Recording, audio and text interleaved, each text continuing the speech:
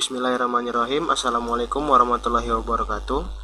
Perkenalkan, nama saya Hardiansyah, NIM 180120201038 dari Fakultas Teknik Jurusan Teknik Elektro Universitas Maritim Raja Ali Haji. Baiklah, pada kesempatan kali ini saya akan dan menjawab pertanyaan-pertanyaan dari soal yang telah diberikan. Soal yang pertama yaitu, apakah yang perlu disiapkan ketika akan membangun sebuah jaringan fiber optik di sebuah wilayah? Serta adakah faktor tertentu yang harus dipertimbangkan saat akan membangun jaringan FO?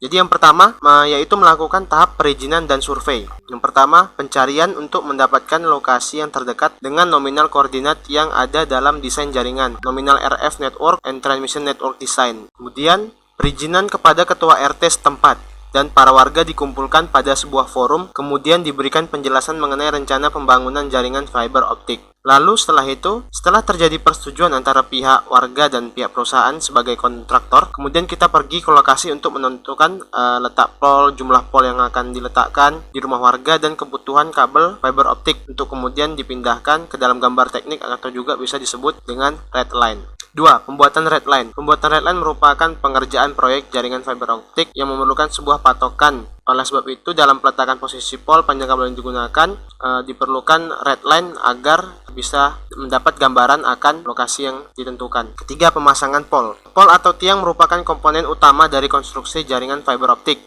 yang menggunakan kabel jenis aerial. Pol harus dipasang secara tegak lurus. Pol awal dan pol akhir dipasang untuk menjadi tempat kabel serta aksesoris fiber optik. 4. Menyiapkan berbagai komponen dan peralatan yang akan digunakan untuk membangun jaringan fiber optik. Komponen yang diperlukan dalam jaringan fiber optik. Yang pertama, cahaya pembawa informasi. Cahaya merupakan komponen alam yang memiliki banyak kelebihan dan digunakan dengan sempurna untuk membawa data dengan kecepatan dan bandwidth yang sangat tinggi. 2. Pemancar atau optical transmitter. Pemancar merupakan komponen yang berfungsi untuk mengirimkan sinyal cahaya ke dalam media pembawa. Berikut gambar pemancar.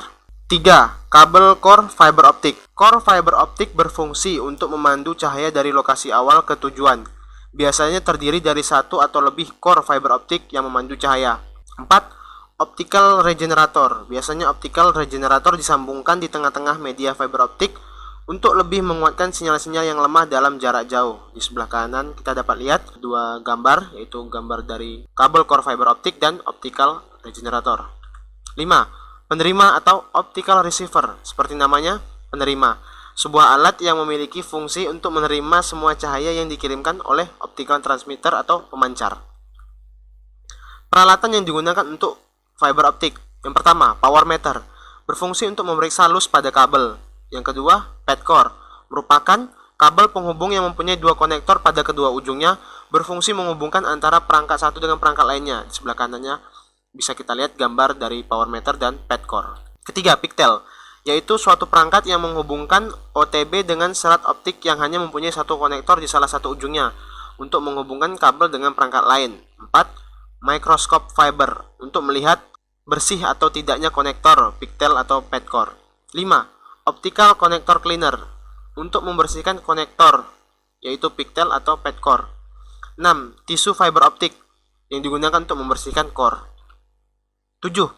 OTDR atau Optical Time Demand Reflector, merupakan suatu peralatan optoelektronik yang digunakan untuk mengukur parameter-parameter seperti pelemahan, attenuation, panjang, kehilangan pencerai, dan penyambung dalam sistem telekomunikasi serat optik.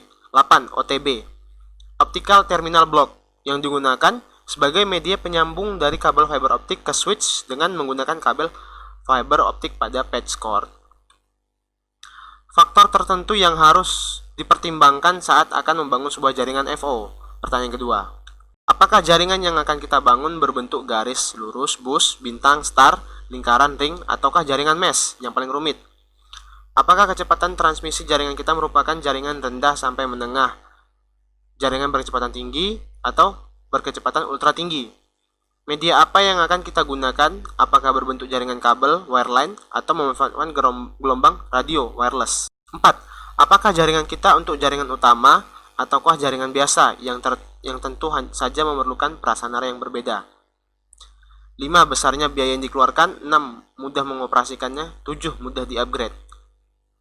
Apakah langkah-langkah yang harus dilakukan jika kita ingin membangun jaringan FO? Yang pertama, siapkan kabel fiber optik yang akan diterminasi. Dalam hal ini kabel yang masih utuh tanpa disentuh. 2. Kupas kulit terluar.